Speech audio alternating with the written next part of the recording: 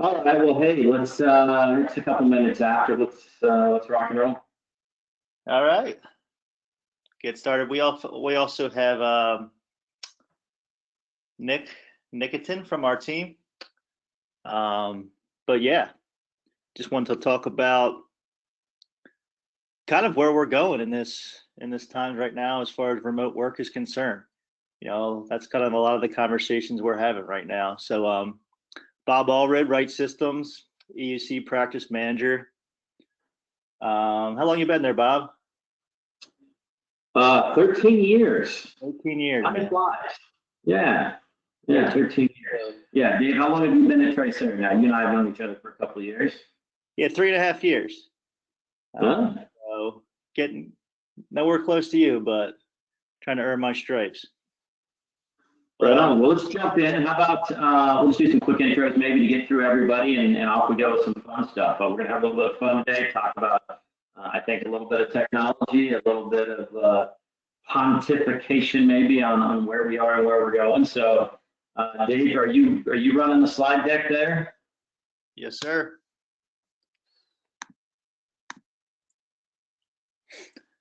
There's Bob. There's myself, channel manager for West Coast. Also have Nick, our engineer, on here, Nick Nikitin. So a little bit about Tricerat. We've been an enterprise print management partner going on 20 years now. Citrix Ready partner. So came out with that universal driver screwdrivers. That's still kind of the backbone of our foundation. But as we've seen over the years, environments are becoming more complex, more evolved. So we kind of have a full suite now. Products that we can touch on today, and kind of how we work with you and partners like yourself, Bob. Yeah, I'll just do a quick intro on my side, Dave, and then off we go. Let's have some fun and chat. So, Bob Allred, Right Systems, like I said, about 13 years. Spent some time in healthcare before that. Manage the end user compute practice for Right Systems, which is all things app and desktop delivery and virtualization resources, and the products and technologies that bolt on to the delivery of those apps and desktops, for example, with Tricerat. Right Systems were Pacific Northwest based, Oregon, Idaho, Washington primarily. Value-added reseller. We've been a Citrix partner for 25 plus years, VMware partner for a long time. So yeah, it's exciting to chat today. So yeah, let's have some fun, Dave. Let's get right into it. So if you want me to jump in with that one there, how are users being impacted by the sudden remote work shift? Yeah. It's interesting. I think that sudden is the right word. I had a meeting up in Seattle a couple months ago in really early March. I think probably around a Tuesday, and then I went down to Portland for a couple days for a couple meetings and a little mini trade show, and I got back Thursday night, and just really by that Saturday, 2 days later, it was like everybody's going into lockdown. It was really that sudden. We felt it coming, I think, but it was sudden. And so I had intended on taking that Friday off before the Saturday, because I had maybe 2 meetings on my calendar. I really needed a day off. I was kind of burned. I think I ended up with 13 calls on that Friday. It's a lot of, there was a couple type of folks that we started talking to early, which was, I have a solution today. People work from home today, but they do it on a limited basis, maybe part-time, once a week. Some of my people do. Most of my people come in every day. How do I expand that? So that was certainly part of it. But then I think we had a lot of the, my people don't work from home. They never have, for whatever reason. And we'll talk about some of those things today. But how do I go from 0 to 100 by the middle of next week? So it was certainly a challenge, I think, from a technology perspective for us. And then I think when we got people home, I think there's some challenges there, right? If you've never worked from home before, I've been doing it, pretty extensively for probably 15 years. So I'm pretty comfortable with it. I kind of have my ways. Like we were talking earlier, I don't do a lot of webcams when I'm doing WebExes and go to meetings with customers, because I'm walking around my house office all day. I can't sit. I can stare at a screen for an hour often and do those calls. So I kind of have my routine and my flow and the way I work from home. And so I think if you've never done it before, and all of a sudden you're at home and your kid's at home and they're not at school and your dog is barking and you're trying to have a meeting and maybe your significant other is home as well, it all of a sudden is a bit of a challenge for people. So I think we'll talk today about both the technology side and the people side, the human side. Yeah, so I think it's been a challenge for everybody. So what about you, Dave? I mean, what do what kind of calls are you guys fielding from people that all of a sudden had to go home and leave their their desk with their paperwork on it and their files and yellow sticky pads and I mean, what are you seeing from people? No, I think it was real similar to kind of what you're talking about. It's a lot of that. I think it was March. A lot of that initial, especially with what we do with remote printing, that standpoint. People weren't ready, and we had a ton of calls. People had to. It wasn't really like a let's slow down. If you're still working, they need productivity to stay high. That's always obviously number one. But like you said, people didn't have printers at home. They didn't have scanners at home. A lot of those were selling out, in a couple days. So we saw a huge rush, of people having that need, that they weren't really set up for from a technology standpoint. And yeah, I mean, I think on day one, I think, what we heard initially was get me home, get my people home, get them home. I have to get them home immediately. And so printing was an afterthought. Security, well, not an afterthought. It certainly wasn't at the forefront of the conversation. Monitoring and diagnostics of those connections and the user experience wasn't at the forefront of consideration. All of a sudden, you're at home, maybe again with your significant other, maybe you have a low bandwidth connection, and you both are required to be on Zoom meetings at the same time and trying to optimize that experience for people. And so, I think for users, right? So how are users being impacted? I think there's positive and negative for users. The positive is the work-life balance that they're all of a sudden thrust into. Like, hey, I can, when I'm at work, I'm in the office, I take a 10 or 15-minute break. Maybe I go down and I read my book in the lounge for 15 minutes, or I go out and I get 15 minutes of exercise on my break. Now I'm at home, and all of a sudden I can empty the dishwasher on my break, or I can take the dog for a walk, or I can empty and do a load of laundry. So I think there's positive impacts to working from home that maybe if you have never done it before, you see those positive impacts. But then there's the negative impacts of working from home that you also didn't experience, which is you are now also the teacher for your kids that are in school. And maybe the challenges around when I'm in the office, I do this particular function and it functions like this. Now I'm at home and I don't know how to do that function. It's not available if I'm using, say, a remote app or a remote desktop from somebody like a Citrix. Where's my app? I don't have my app. I don't have my desktop. I can't print. How do I install my printer?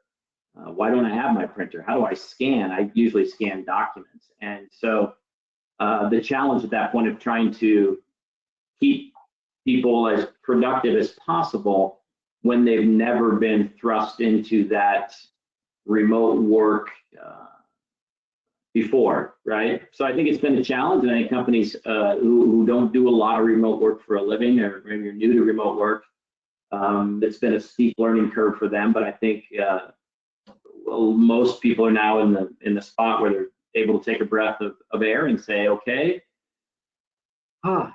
people are at home, they're working, they're pretty happy, they're getting their job done for the most part, they're finding themselves to be productive, often I would say more productive than maybe when you're sitting in the office for maybe some obvious reasons. But yeah, I think it's been exciting for somebody who works remote a lot anyway. It's Right. been exciting. It's been refreshing. My whole family is working remote now. My wife works remote at home with me.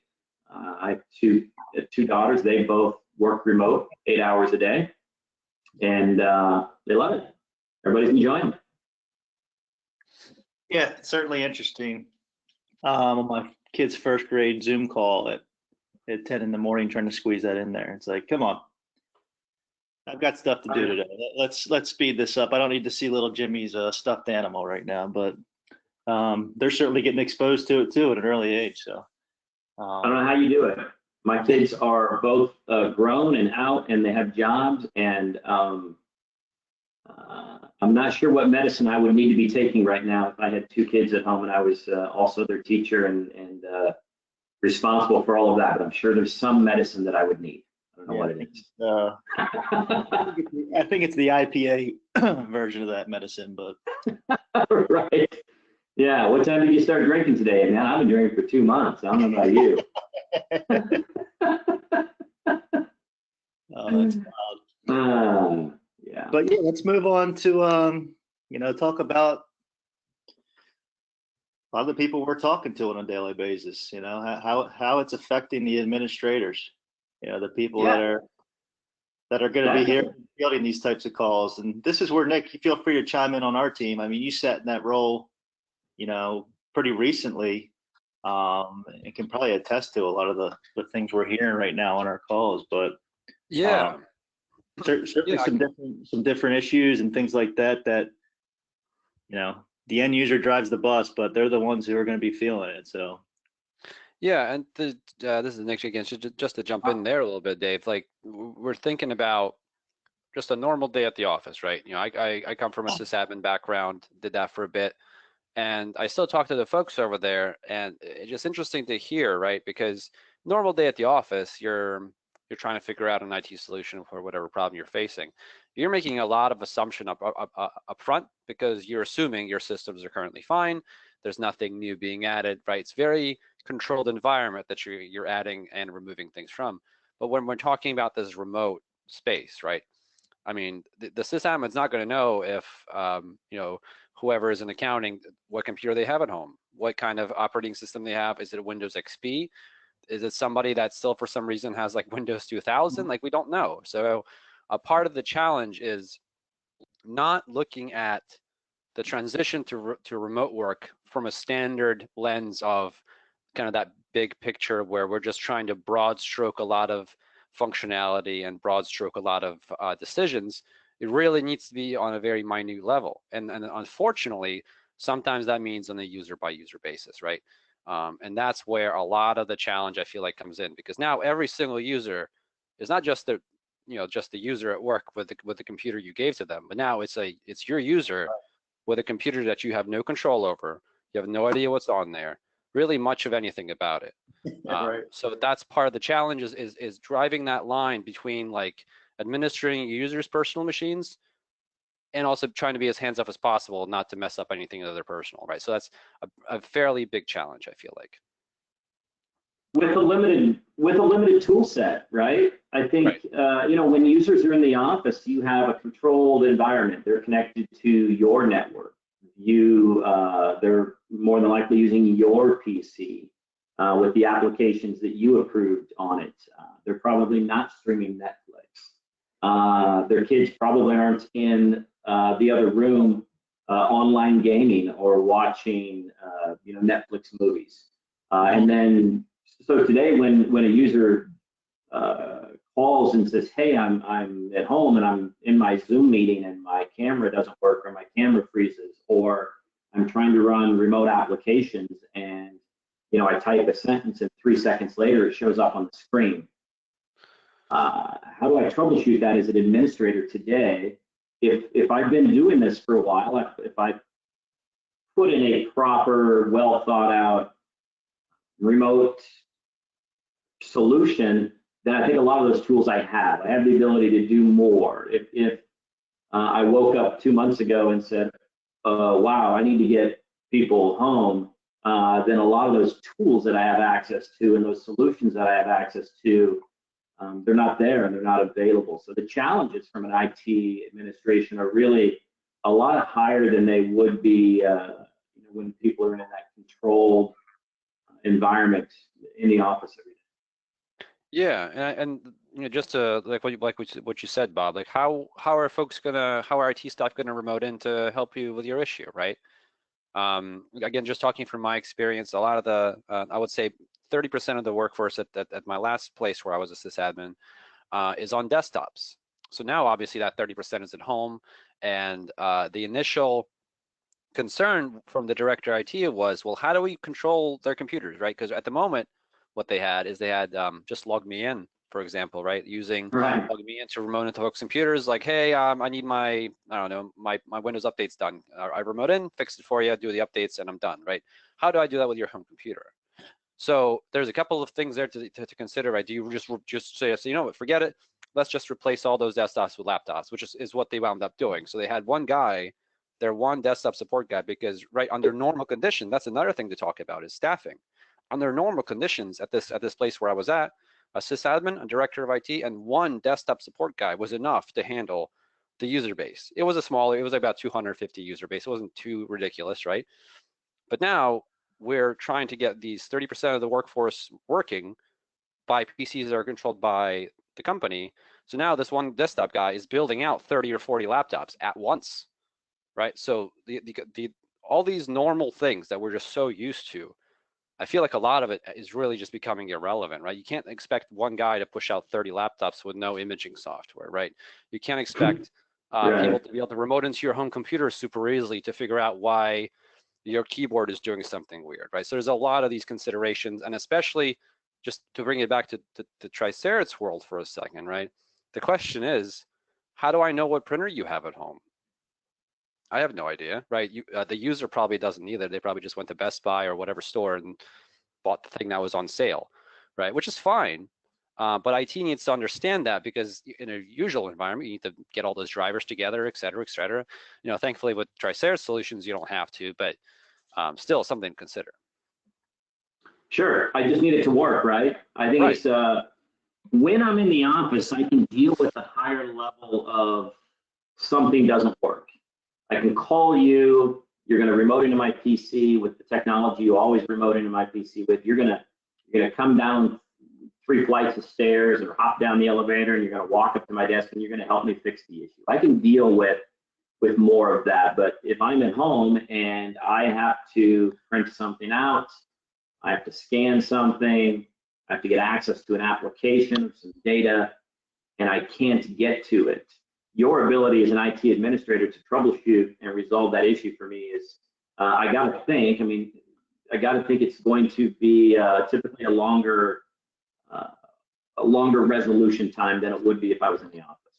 Right, and also the other point to that is, the other piece of that is the community of the office, right? To bring the people angle in a little bit. If my printer isn't working in the office, right, the first thing I'm going to do is I'm going to look at the person next to me, my cube mate or whoever I'm comfortable with, and be like, hey, if I forward you this thing, can you just print it out for me real quick?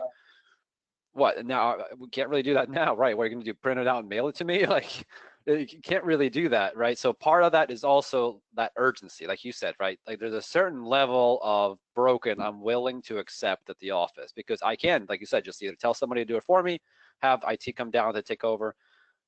Yeah, can't really do that now, you know. So it's I feel like for a lot of IT administrators and some of this, especially some of the smaller clients, some of the smaller companies that we talk to,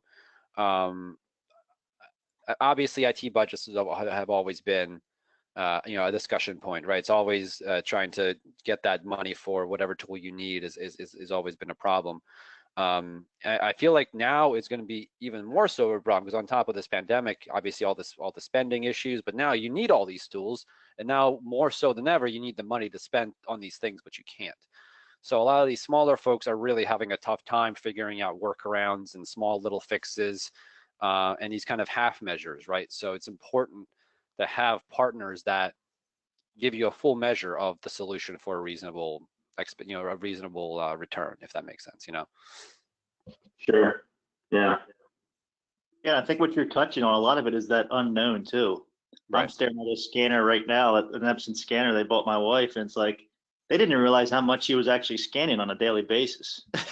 Like, yeah, she's using the big, multifunctioner printer scanner, but when she got remote, they didn't realize, what exactly they were doing from a day-to-day basis, how much they're using which tool. So I think that's something that they're learning right now too, is how much and who was doing what, and trying to catch up and play catch up from there. Yeah, having those check boxes saying like, yep, we have printers, yep, we have scanners, yep, we have VPN, yep, we have this. It's great. It's great. It looks great right in front of an exec. It looks amazing. Look our remote work plan. We have all the things. But like Dave said, if you don't measure, right, like for the scanner example, right, I'm sure scanning 50 pages on an MFB, right, that's not a big deal. You just put them in the tray loader and it just does its thing. Good luck trying to do that with like a small desktop scanner, right? Like it's just going to be one page at a time. So it has to be that measure. Yeah, I mean, that's, to the slide on the screen, I mean, that's the technology that people use. I think there's two pieces of this. It's kind of interesting. I'll give you a little bit of an experience I've seen here. There's the technology that I use when I'm in the office, and then there's the technology I use when I'm at home. And sometimes they're different technologies because maybe I'm accessing applications differently. I'm using a different machine. But I'll give you an interesting one with my wife working from home right now, and it's actually, she has access to a technology that she didn't have before. And now she says, hey, you know what? I want that when I go back to work. How do I get that when I go back to work? And so she works in human resources, and she supports their employees throughout the environment. These employees are all over the state of Washington. And so she spends a lot of time talking to people on the phone, having meetings with group members that are in other areas of the state. And so it's a lot of phone meetings and phone calls like we always do. She has a PC at work. That PC has no built-in webcam, of course. She has no webcam at work, and now she's at home, and she's doing these meetings on a company-provided laptop, and all of a sudden she has a webcam. She can see the people that she's talking to. She enjoys the interaction with these people.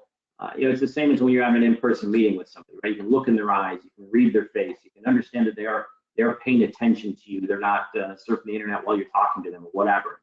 So she really likes that, but when she goes back to work, she's going to lose access to some technology that she had when she was remote, which is kind of interesting, right? It's kind of like backwards. Like, hey, I have technology remote that I don't get when in the office. I want that. So so there's two sides there. Right? There's technology that I miss when I leave, and there's technology that I get when I leave. And how do you mesh those up? And how do you make the experience for your employees, for your users, the same or better when they're in the office and at home? I have two customers today that both deliver applications and desktops virtually to their users. They have multiple locations, so say branch offices. They're all working at home now, and in both instances, both customers are saying that the end user experience, getting access to applications and desktops, is better at home than it is when they're in the office and they're in the branch locations. So on its most simple, what does that tell me? It tells me that your Comcast connection that you have at home is better than the network connection that I'm providing to the remote office. And so now I'm going to tell you, hey, I need you to come back to the office. And oh, by the way, your experience is going to be less than optimal compared to what you get at home. Not going to be real excited about that. So there are other things that working from home has exposed that maybe weren't exposed before for some organizations. Yeah, and I think some of the top companies are going to be doing that. They're going to be, putting that into their offers and things like that. That flexibility, like, hey, you tell me, Dave, if you worked in the office 5 days a week, 40 hours a week for the last 10 years, and the company said, no, you can't work from home. And now you're working from home, and they've realized that you're productive, and you've realized that you're productive. And now it's time to go back to the office for 5 days a week and 40 hours a week. What's the first thing that comes to your mind? I might need a new job. I'm not sure this is going to work out for me anymore, right? Right. So I think there's a lot that we're going to see happen when people go back to work. I know you said some large companies are saying, hey, stay at home. We don't want to see you back here. It makes a lot of sense. But for employees that have to go back, I think we're going to see a lot more work-life balance than we do today. I saw an interesting, funny, call it a meme, call it a joke on LinkedIn a couple weeks ago. And the question was, who has had the most impact on your work from home or your remote work policy at work? A, the CTO, B, the CIO, C, coronavirus. And if the answer is C, that's a lot of kind of what we're talking about today is that that's what drove it. And employees are excited about it, and they're enjoying the work from home balance. So yeah, there are challenges when people, there's people challenges when people return to the office, kind of some of the stuff we talked about around technology that they do or don't have access to, the experience that they do or don't have.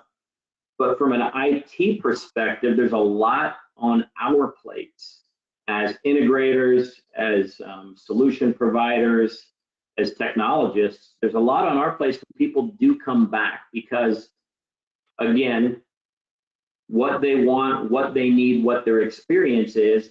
But we know a lot of those people either A, aren't coming back, or B, they're coming back part-time. So that great work that we did over the last 2 months to get those people home, in any fashion we could get them home. Security was important, yes, but it wasn't the most important thing. Getting access to everything they need access to was important, but it wasn't the end-all, be-all. It was more, let's get them home, let's get them working, and then let's see what we can do to support them once we do it. But we have to start thinking now about the reality that a lot of these people are not coming back, or they're coming back on a part-time basis. So as for people like us, for integrators and solution providers, for the customers that we work with, we have to take the next step. And the next step is, now what? Okay, this remote thing is going to stay a thing. It's going to be a permanent thing for these people. It's going to be a part-time thing for these people. It very well may be a situation like this again, maybe next fall. So great. People are at home. They're fairly happy. But as an IT administrator, I'm a little uncomfortable. I'm uncomfortable with what I'm providing. I'm uncomfortable with how I'm providing it. I'm uncomfortable with the tools I have to troubleshoot it and manage it. I'm a little uncomfortable with maybe I'm doing single factor authentication. I'm not doing a multi-factor solution. And maybe I'm sending patient data that way. So I'm uncomfortable with that. And then, like Nick was saying, just the sheer support of it. I'm not sure my team is trained and capable of supporting this many users for this much time in a remote fashion unless I have some better tools to use.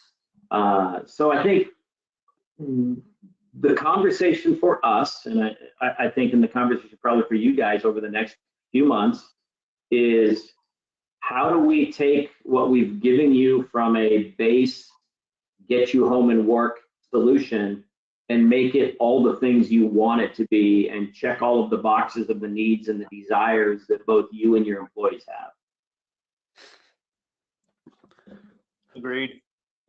Yeah, I think a lot of things have to be looked at, right, Bob? Like you said, right? It's not just how do I don't know, do your Windows updates for you, or how do I log into Citrix, or how do I do this or that? I mean, just the logistics of it too, right? Also, again, from just a support point of view, just because that's kind of where my experience is at. Your RAM stick dies in your work laptop, right? Before, I'd walk down with a spare, pop it in, you're up and running in 5-10 minutes, right? Like, assuming you've saved all your stuff so I can turn your laptop off. Now, it was one of two things. I'm either sending you an Amazon link and saying, hey, just go ahead and buy this and expense it. But then how am I going to get it into that laptop? Don't really have like a droid or anything I can send down there to do this for me, right? So how do we do hardware replacements now, right? So that's, like you said, that we have to be thinking very creatively when we're talking about the various aspects of IT that we are so used to providing, and we don't even think twice, right?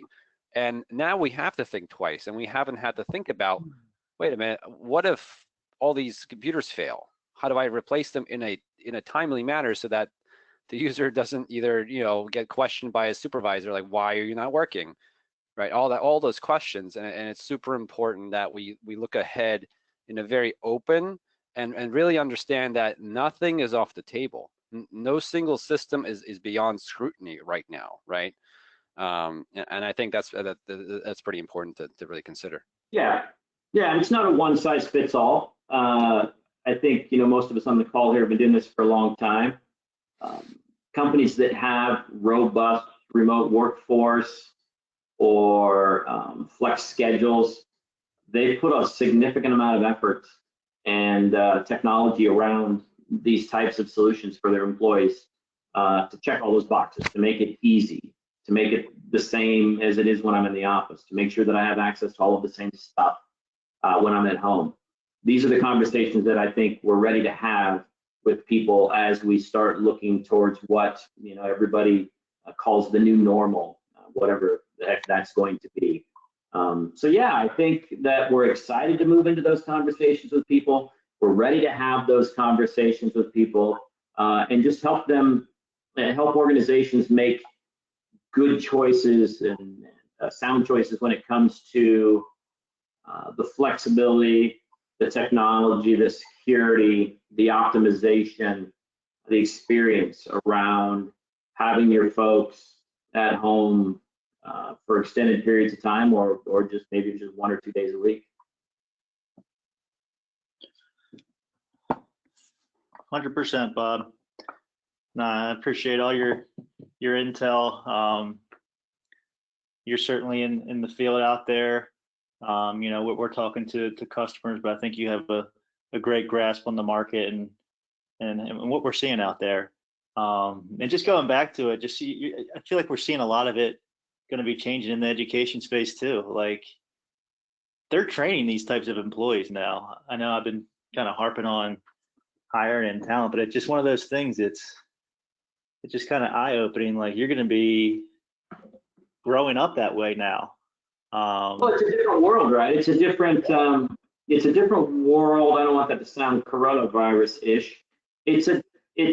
But employees and people are different today than they were 10 years ago. I think there's much more demand from a technology perspective from employees, from end users.